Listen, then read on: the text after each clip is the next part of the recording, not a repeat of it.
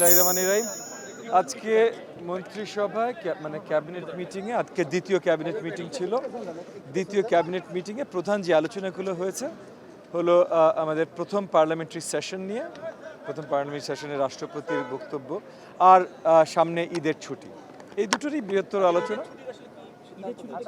জি, 18 March থেকে ছুটি, এটা সিদ্ধান্ত হয়েছে এবং এটা ফাইনাল চলে আসবে আপনাদের সামনে অতি শীঘ্রই। আর আমাদের প্রথম পার্লামেন্টারি অধিবেশন নিয়ে আলোচনা হয়েছে।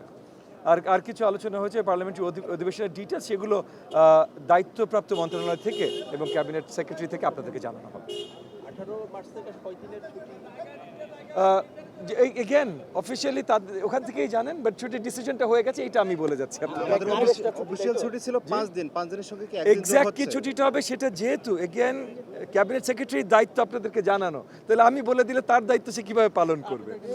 না এগেন মানে ক্যাবিনেট সেক্রেটারির দায়িত্ব আপনাদেরকে অফিসিয়াল জানানো, এটা ডিসিশনটা হয়ে গেছে, আমরা সবাই মিলে করেছি, সেটা আপনাদেরকে জানিয়ে দিচ্ছি। আরেকটা বিষয়, এই যে মধ্যপ্রাচ্যে যুদ্ধ চলছে, এইসব বিষয় নিয়ে কি কোনো আলোচনা হয়েছে কিনা? দেশে কি ধরনের প্রভাব পড়বে? এগুলার কমার্শিয়াল আমাদের কি প্রভাব পড়তে পারে সেটা প্রিপারেশন আমরা কি নিচ্ছি, এগুলোর ইনস্ট্রাকশন মাননীয় প্রধানমন্ত্রী দিয়েছেন।